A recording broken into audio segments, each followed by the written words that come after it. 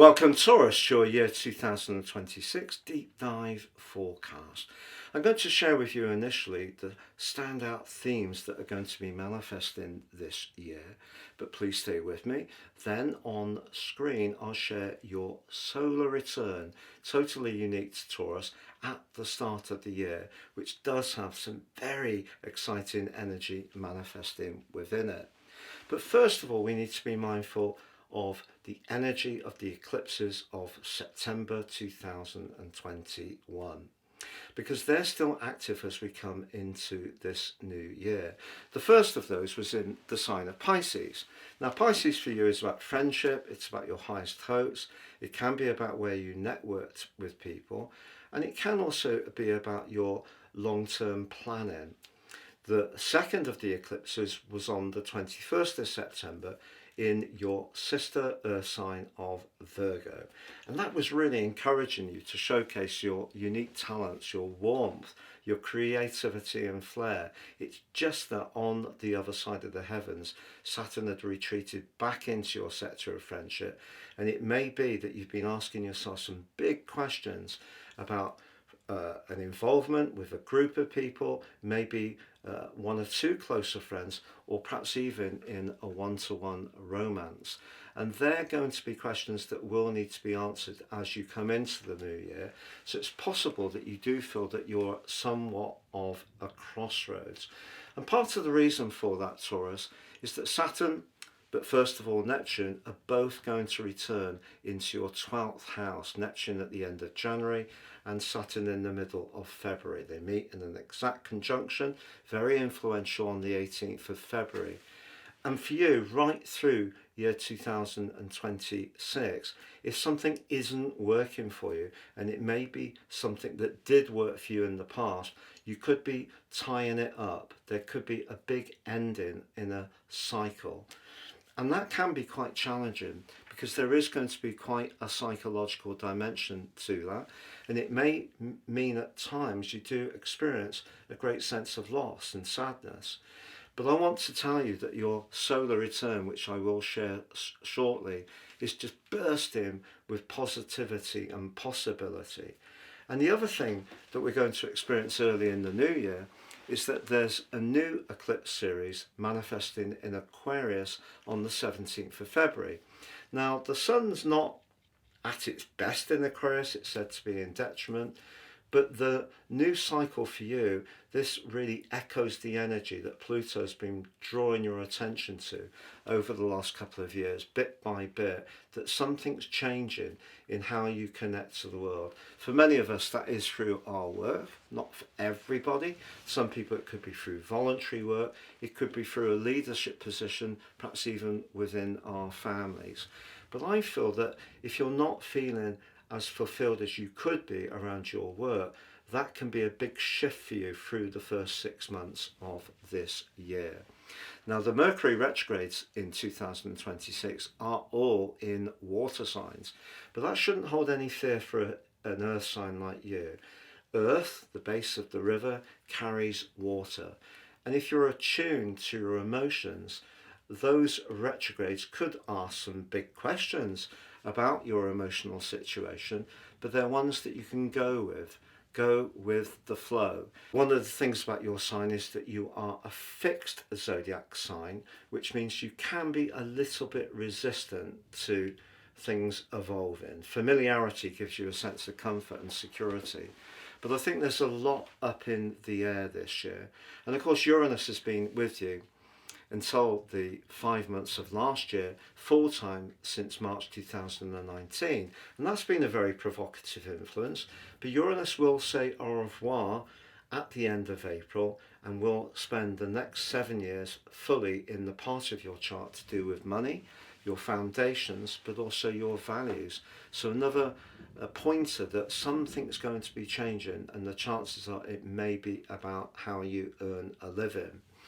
But Jupiter, the planet of optimism and fortune, has been in a very bubbly location, exalted in Cancer, and it's going to shift at the end of June into the sign of Leo.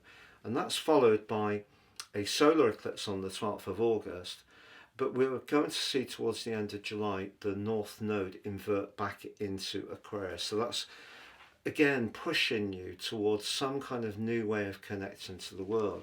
But what the Jupiter energy and the solar eclipse in Leo are saying, it's also very important to make sure your home base is working satisfactorily for you as well.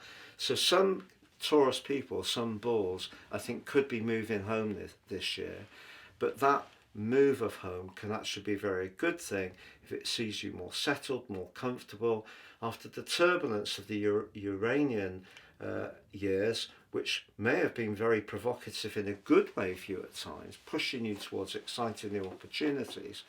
I feel that you're going to want to bed things down a little bit. Now, we do have the final eclipse of the Pisces Virgo season, which occurs towards the end of August. And of course, threaded through the year, we do have the quarterly quadrants. It begins with the vernal equinox, which for you, very psychological again. The summer solstice, much more for you to do with enjoying the good things in life, the essential pleasures that you have a unique appreciation for. And then as we come into the autumnal equinox, that Libra energy, very much to do with making everything work in a very systematic and efficient way. And then just before the end of the year, we have the winter solstice, and that's an opportunity for you to jet off somewhere, do something more impulsive and spontaneous, which brings us to your solar return. But just before I go into that, I want to share with you about my unique offer. You can order your personal natal forecast for year 2026 now, and I'll give you the rest of this year free. But also you'll get 30% off the individual prices, and you'll get your life roadmap report in my special package. That really helps you to understand the patterns that have played out in your life so far. All of us, it's totally unique to each person. But understanding those patterns and matching them to the forecast will help you to make your moves in the new year much more shrewdly. But also in my special offer, you'll get your free general zodiac forecast for each of the 12 signs, but also your Chinese forecast, your Vedic forecast, and your love forecast too in my special booklets. Please see the link below for more. So on the screen now, Taurus, you can see that your ruler Venus is very close to the Sun in the sign of Capricorn, but also Mars is in the mix as well. When Mars and Venus are together, as close as this, therefore their midpoint coalesces right on the Sun, don't be surprised if you have an encounter in 2026 which makes your pulse race. If you're not necessarily looking for romance, but you would like some enriching experiences through travel, perhaps a new destination, immersing yourself in a different culture, whether it's through the food, the local customs, the history, the architecture, all of those things will be massively stimulating to your senses. But that solar return tells me that you could be, despite the fact that Saturn and Neptune are going to be in your 12th house for much of the year, there is going to be another part of yourself that wants to perhaps push out of your comfort zone, whether it is going to be embracing new ideas, knowledge, or the aforementioned travel. Even if you do have the compulsion to get back eventually to what's familiar and safe, I think there's one big part of your life that's coming to an end, but there's another very exciting part of your existence that's about to open up in the most dynamic and exciting way. But that combination of the three players, the posse in Capricorn, does push you to challenge that part of you that can be a bit reluctant, that would prefer to stick rather than twist. But I think twisting could prove to be particular fun this year.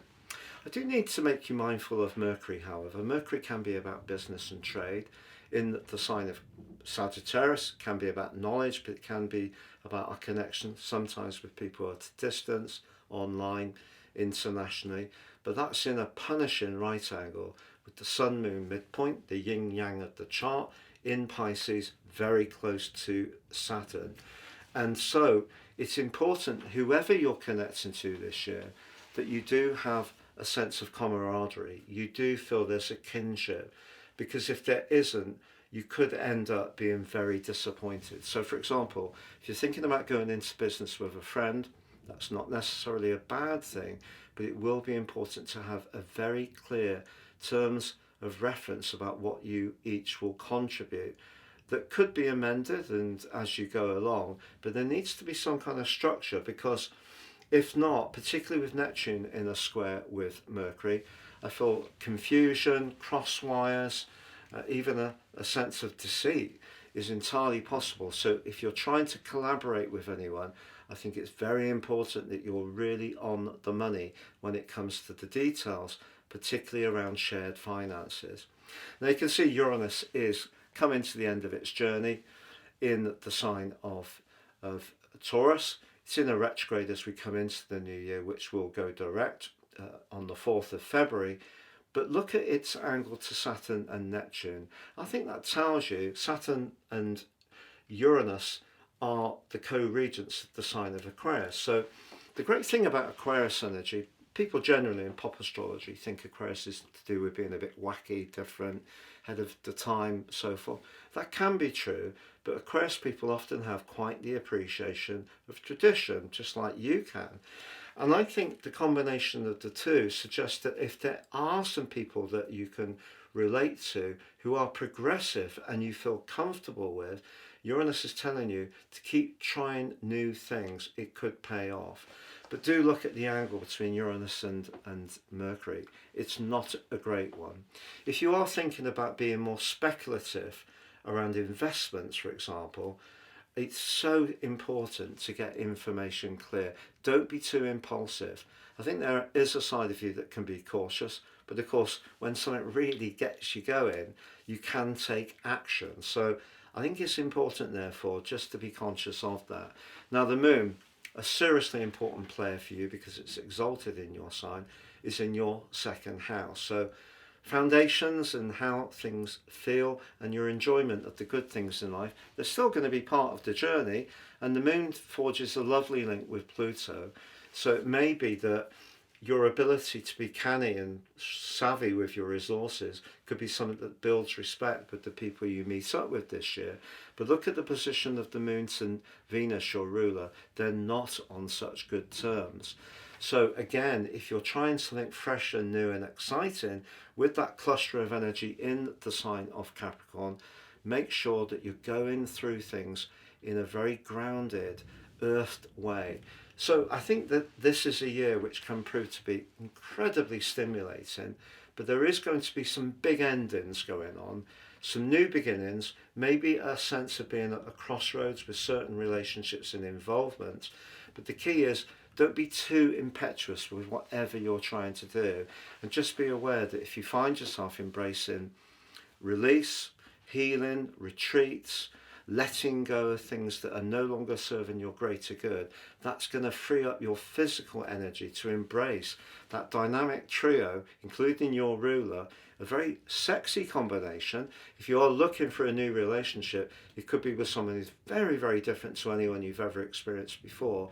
And that gives me a sense of real excitement for you in year 2026.